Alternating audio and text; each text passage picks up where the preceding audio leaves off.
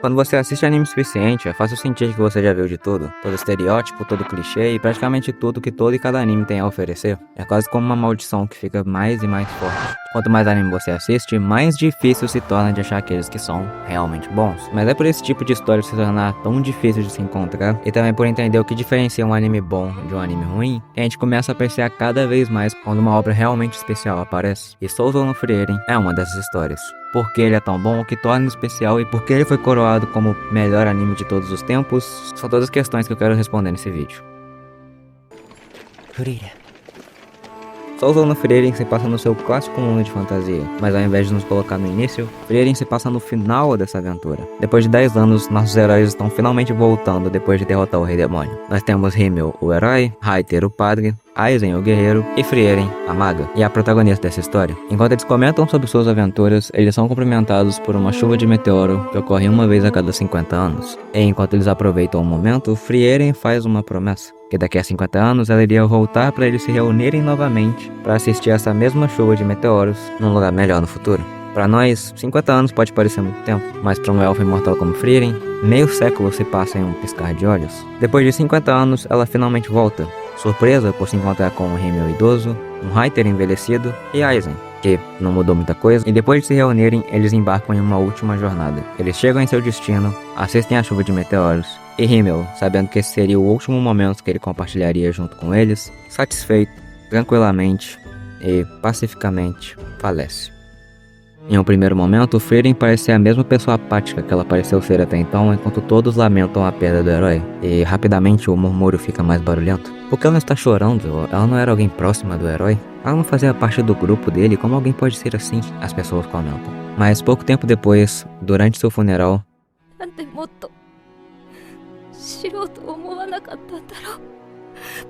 Frieren chora. Para um elfo, 10 anos pode não parecer muito, mas para um humano é tudo menos isso. Himmel via Frieren como uma boa amiga, alguém que ele passou uma boa parte da sua vida junto. Mas para Frieren, Himmel foi apenas mais alguém que ela passou um pouco de tempo junto. Então, por quê? Frieren chora, não pela perda de um amigo precioso, mas por se arrepender do tempo que ela não passou junto dele, por ter perdido a chance de conseguir ver ele como um verdadeiro amigo. E para tentar entender a razão por trás dessas mesmas lágrimas, Frieren embarca em uma jornada, refazendo os mesmos passos que ela fez com a sua antiga party até o castelo do Rei Demônio. E lentamente, alegremente e às vezes dolorosamente se lembra de cada passo que ela tomou nessa jornada. E pouco a pouco ela começa a entender o que a tornou tão especial.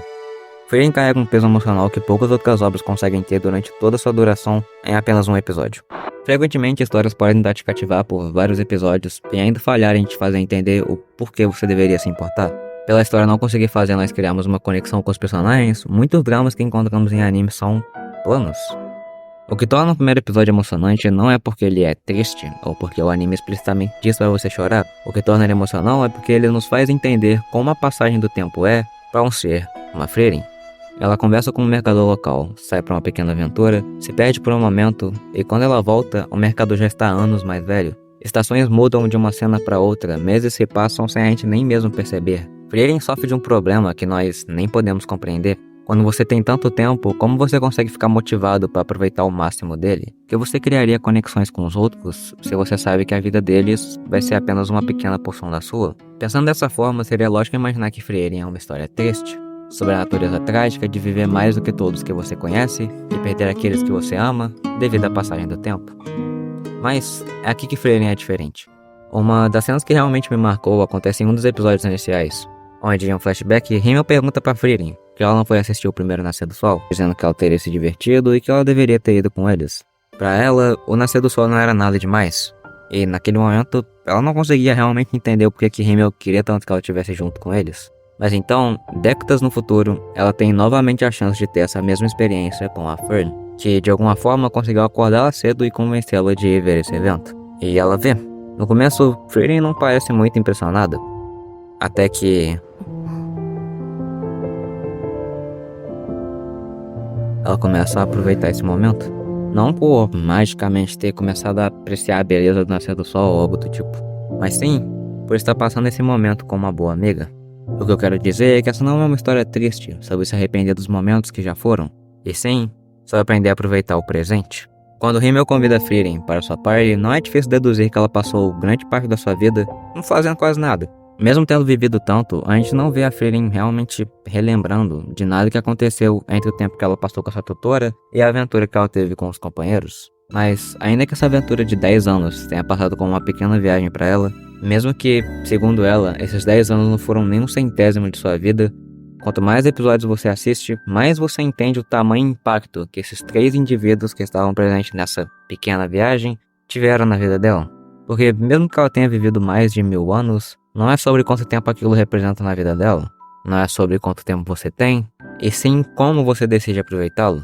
Nem todo momento tem um valor equivalente. É uma história que nos lembra de mensagens que nós achávamos que já sabíamos. Eu já mencionei o quão bons são as lutas.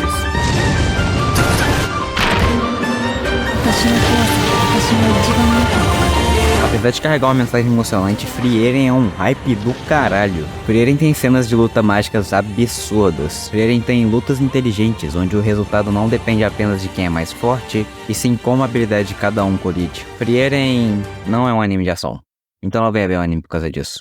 Como eu falei, Frieren é um anime sobre esses pequenos momentos, sobre essas curtas pausas que ela dá de cidade em cidade e de vila em vila, e é nesses momentos que o anime realmente brilha. Mas o world building pega esse brilho, usa uma magia de aprimoramento e faz esse anime brilhar tanto que ele quase rivaliza a porra do sol. À primeira vista, Frieren talvez pareça o seu mundo de fantasia padrão. A gente tem dragões, dungeons, magia, mímicos, grimórios. O mundo talvez não seja o que você nunca viu antes, mas aqui nada parece que foi adicionado só porque sim. Tudo aqui é pensado até o último detalhe. Magia não é algo que apenas existe, mas é algo que tem sido estudado e aprimorado por décadas. Existem diferentes monstros, criaturas e espíritos que nem damos tanto crédito, mas que faz esse anime transbordar em criatividade.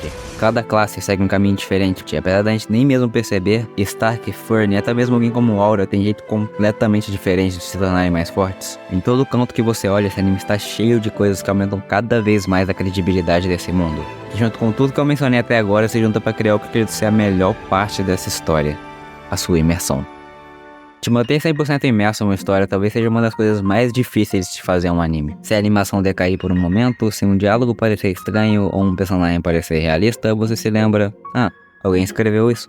Te manter engajado e entretido 100% do tempo é algo extremamente difícil de se fazer. Então quando você encontra uma história que segura sua mão e te carrega por um mundo fantasioso, te fazendo sentir que você faz parte dele, você sabe que aquilo é especial. No momento que você começa um episódio, você sai em uma aventura junto com os personagens, esquecendo completamente dos seus arredores. O mundo parece vivo, histórias antigas são repassadas e eventualmente esquecidas, enquanto novas histórias nascem e são celebradas. É uma magia que poucos autores conseguem usar, mas uma que Yamada Kanehito junto com Abe Tsukasa masterizaram, criando um mundo que está em constante movimento e mudança mesmo quando você não está olhando. Essa é a história que todo conto fantasioso aspira de se tornar, enquanto ao mesmo tempo nos ensina uma lição que nós talvez levemos por toda a nossa vida. A aprender a apreciar mais nossa vida cotidiana e aproveitar o amanhã, que todos nós tomamos como garantido.